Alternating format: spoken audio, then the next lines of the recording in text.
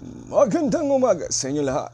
Ray Langit po, nagbabalita saan man sulok ng mundo. PRD, may mensahe sa lahat ng mga small content creator. Pakinggan mo natin. Pasok! Sa lahat ng mga small content creator dyan, huwag kayong mawalan ng pag-asa. Sipagan nyo palalo.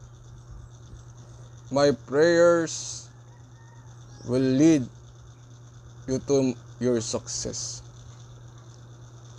Laban lang, huwag kang susuko. Napakinggan nyo naman ang sinabi ni PRRD. Ako nga pala yung pambansang umay, Mark Logan, ABS-CBN News. Wow! Ang lupit mo, Uncle Vance, no? Ha? Pati ako dinamay mo sa balita, no? Ha? Bariling kita sa mukha, eh. Ha? Stupid mother father. Ha?